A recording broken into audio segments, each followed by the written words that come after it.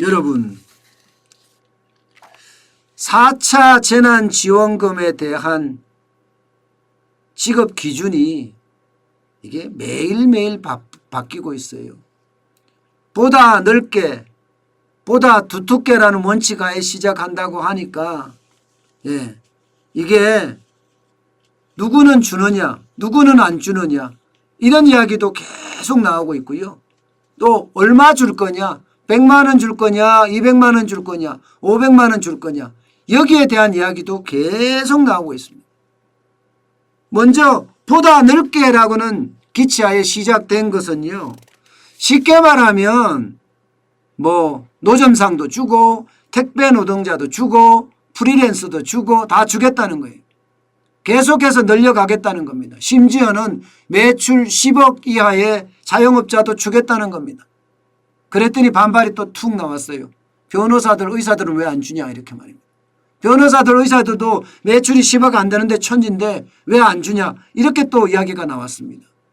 더 두텁게 이야기는요. 더 두텁게 이야기는 쉽게 말하면 이번에 예산이 얼마나 될 거냐에 따라 달라진다는 이야기입니다. 이번에 예산이 얼마나 될 거냐에 따라서 뭐 지금 이야기가 어떻게 되고 있어요. 10조를 하느냐 20조를 하느냐 30조를 하느냐 아니면 그보다 더 많이 하느냐 굉장히 논란스럽죠. 아직도 더불어민주당에는 정해지지 않았지만 대부분의 이야기가 보면 20조 안팎이 되지 않겠느냐. 20조 안팎이 된다는 것은 지금 3차 재난지원금이 9조 3천억 원이었습니다. 이때 지급한 돈이 일반 자영업자는 100만 원, 영업 제한을 받은 데는 200만 원, 영업 규제를 받은 데는 300만 원이었잖아요. 그때보다가 예산이 배로 늘어나니까 주가경경 예산이 배로 늘어나니까 이제는 영업 제한을 받은 사람은 400만 원, 금지를 당한 사람은 600만 원 이렇게 되는 것 아니냐. 그래서 좀 줄여서 일반 업종은 200만 원 그리고 영업 제한을 당한 데는 뭐 300만 원 그리고 영업 금지를 당한 데는 500만 원 이렇게 주는 것 아니냐 이렇게까지 이야기가 나오고 있습니다. 저는 이렇게 돈을 뿌린다는 게 사실 중요한 게 아니거든요. 돈을 이렇게 뿌린다. 자영업자들에게 돈을 나눠준다. 이게 중요한 게 아니에요. 자영업자들 입장에서는요. 이 돈 가지고 300만 원, 500만 원 받는다고 해서 특별하게 달라질 게 없어요. 왜냐고요? 여러분 1년 동안 계속 어려웠습니다. 규모가 크거나 규모가 작거나 모든 자영업자나 중소기업이 어려움을 겪고 있습니다. 여러분 여기가 하림각이라는 데요. 하림각이라는 이곳도 경영악화로 올 1월 1일부터 문을 닫았습니다. 그만큼 오래된 장기 어떤 코로나19 상황에 자영업자도 버티지 못하고 개인사업자도 버티지 못하고 중소기업도 버티지 못한다는 사실이잖아요. 그러면 이들에게 근본적인 처방을 해야죠. 근본적인 처방. 저는 그게 필요하다고 생각을 해요. 4월 7일에 보궐선거를 앞두고 뭐 300만 원 500만 원 주면서 선거 표값처럼 줘서는 안 된다는 이야기입니다. 그러면 어떻게 해야 되느냐. 실질적인 보상이 이루어져야죠. 정부가 실제로 규제를 했어. 장사하지 마. 밤 9시 이후에 장사하지 마. 이렇게 규제를 했죠. 그죠? 여기는 앉아서 취직이 안 돼. 뭐 카페에는 앉아서 취직을 못하게 막았죠.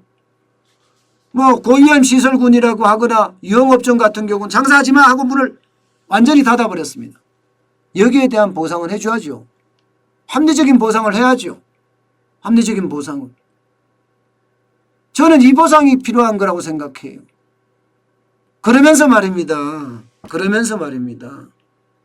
앞으로 일어날 일에 대해서도 저는 합리적인 선택을 이제는 해야 된다고 봐요. 무슨 말이냐 여러분. 이제는 코로나19 감염병도 이미 생활 감염으로 이제 들어왔습니다.